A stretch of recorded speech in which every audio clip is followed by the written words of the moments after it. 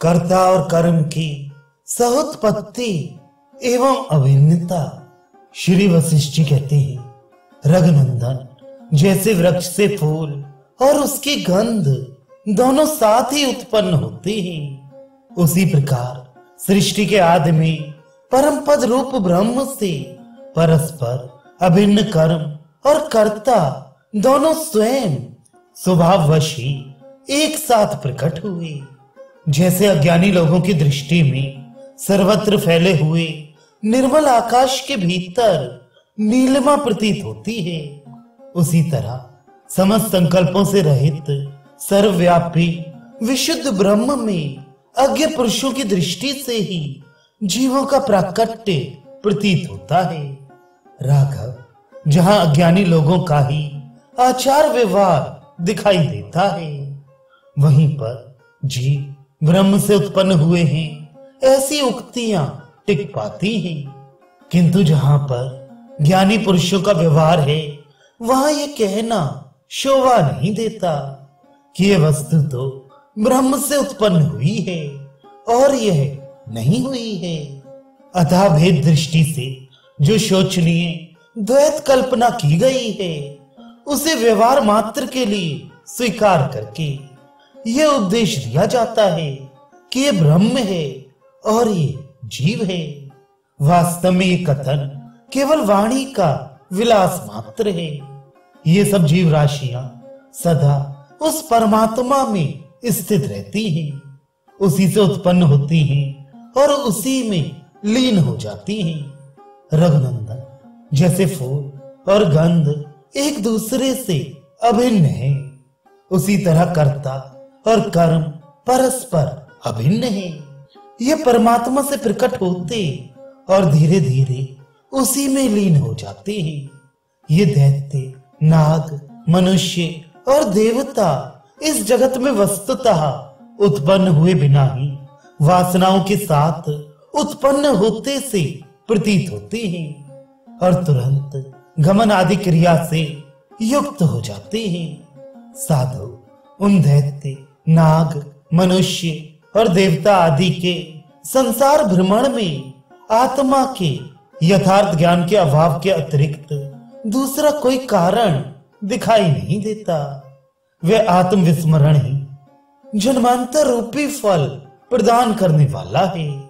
श्री रामचंद्र जी ने कहा, भगवान श्रुति स्मृति रूप प्रमाणिक दृष्टि वाले वीतराग ऋषियों द्वारा अर्थ में श्रुति से विरोध न रखने वाले जो स्मृति, पुराण एवं इतिहास आदि ग्रंथ सिद्धांत निर्णय पूर्वक रचे गए हैं, वे सब शास्त्र कहलाते हैं। जो महान सत्गुण से संपन्न, धीर, ज्ञानी और समदर्शी हैं तथा जिन्हें अनिर्वचनीय ब्रह्म का साक्षात्कार हो चुका है, वे पुरुष श्रेष्ठ संत कहे गए हैं। जिन्हें तत्व ज्ञान नहीं हुआ है, उन पुरुषों के संपूर्ण कर्मों की सिद्धि के लिए उन्हें धर्म और ब्रह्म तत्व का साक्षात्कार कराने के लिए श्रेष्ठ पुरुषों का सदाचार और श्रुति स्मृति रूप शास्त्र, ये ही दो नेत्र हैं। उनकी दृष्टि सदा इन दोनों सदाचार और शास्त्र का ही अनुसरण करती है। जो पुरुष श्रेष्ठ व्यवहार के लिए शास्त्र का अनुसरण नहीं करता, उसका सभी शिष्ट जन बहिष्कार कर देते हैं और वह दुख में निमग्न हो जाता है। प्रभु, इस लोक में और वेद में भी ऐसा सुना जाता है कि कर्म और कर्ता यहाँ क्रमशः एक के बाद एक उत्पन्न होकर कार्य कारण भाव से परस्पर मिले हुए हैं। कर्म के द्वारा कर्ता का निर्माण होता है और कर्ता से कर्म का। जैसे बीज से अंकुर होता है और अंकुर से बीज, ये न्याय लोक और वेद में भी प्रसिद्ध है। जिस वासना के कारण जीव इस संसार रूपी पिंजड़े में डाला जाता है, उसी वासना के अनुसार उसे फल भी भोगना पड़ता है। भगवान, जानने योग्य तत्व के ज्ञाताओं में श्रेष्ठ महर्षि, मुझे ठीक ठीक बताइए कि जीव का किया हुआ कर्म फल रूप में अवश्य परिणित होता है या नहीं? यदि कर्म का फल अवश्य मिलता है, तब प्राणियों के जन्म आदि में वही हेतु हुआ। फिर आपने उत्पत्ति को अकारण या अज्ञान कल्पित कैसे बताया? मेरे इस महान संशय का निवारण कीजिए। श्री वशिष्ठ जी ने कहा, रघुनंदन, मैं तुम्हें साधुवाद देता हूं। तुमने मेरे सामने यह बड़ा सुंदर प्रश्न रखा है। सुनो, मैं तुम्हें इसका उत्तर देता हूं, जिससे पूर्णतया ज्ञान का उदय हो जाता है।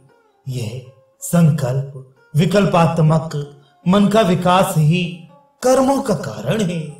उसी के अनुसार फल प्राप्त होता है। मन के संयोग के बिना किए हुए कर्म फलदायक नहीं होते। सृष्टि के आरंभ में परम पद रूपी ब्रह्म से जब मन रूपी तत्व उत्पन्न हुआ, तभी उस मन के संकल्प के अनुसार जीवों का कर्म भी उत्पन्न हुआ।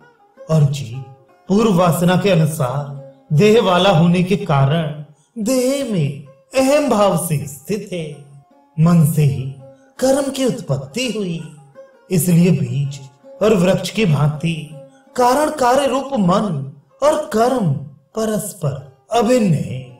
जैसे अभिन्न रूप से स्थित हुए पुष्प और सुगंध में यहाँ भेद नहीं है, उसी प्रकार परस्पर अभिन्न मन और कर्म में भी भेद नहीं है। इस जगत में क्रिया का होना ही विद्वानों द्वारा कर्म बताया गया है।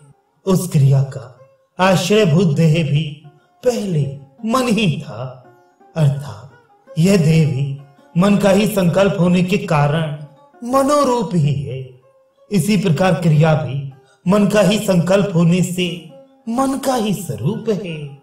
न ऐसा कोई पर्वत है, न आकाश है, न समुद्र है, और न ऐसा कोई लोक ही है जहां किए हुए अपने कर्मों का फल प्राप्त नहीं होता। तात्पर्य है कि कर्मों का फल अवश्यम भावी है। ज्ञान पूर्वक किया हुआ कर्म चाहे पूर्व जन्म का हो या इस जन्म का, वह क्रिया रूप पुरुषार्थी पुरुष का परम प्रयत्न है। वह कभी निष्फल नहीं होता।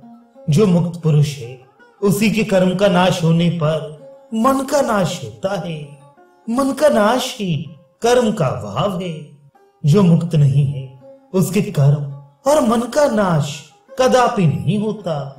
अग्नि और उष्णता की भांति सदा परस्पर मिले हुए चित्त और कर्म, इन दोनों में से एक का अभाव होने पर दोनों का ही अभाव हो जाता है।